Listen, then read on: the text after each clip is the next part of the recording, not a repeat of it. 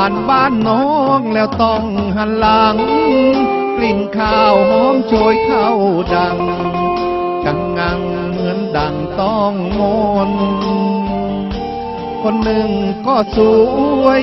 ห่วยห่วยหอมข้าวหอมคนข้าวหอมทงหัวดอนข้าหล่นผู้คน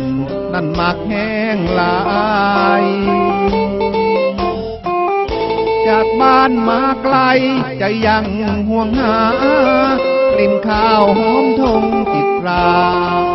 เวลาไม่ลบเลือนใจต้นกัญญามีพ่อค้าแย่งซื้อกันใหญ่สิเมื่อบ้านของเฮาปีใหม่อยากเฝ้าขายเปิดก่อนอ้ายเด้อให้คนงามนั้นทำข้าวหลามทาพีพร้อมปั้นข้าวจีถ้าใครให้อ้ายอย่าเผลอไปวัดทำบุญต่อทุนให้เราได้เจอทงบ้านเก่าของเฮานะกินที่มีข้าวหอมทงกินข้าวมองใดก็ไม่อ่อนซ้อนคือข้าวหอมทงหัวดอนกลิ่นขจรไม่เคยลืมลงมาร่วมแรงใจสืบสานเอาไว้ยืนยงบ้านหัวดอนถิ่นข้าวหอมทงช่วยจันลงอย่าให้เสื่อมสูญ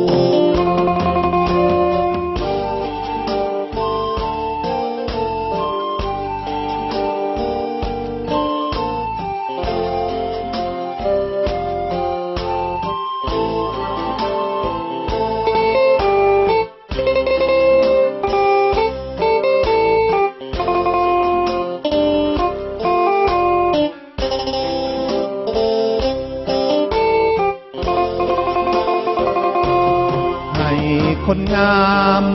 นั้นทำข้าวหลามทาพีพร้อมปั้นข้าวจีถ้าใครให้อ้ายอย่าเผลอไปวัดทำบุญ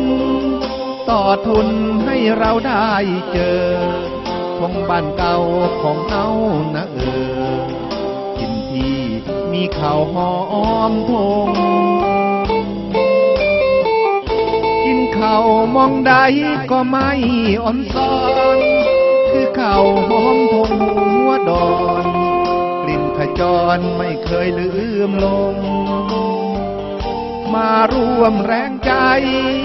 สืบสานเอาไว้ยืนยงบ้านหัวดอนถิ่นข้าวหอมทงช่วยจันลงอย่าให้เสื่อมสูญ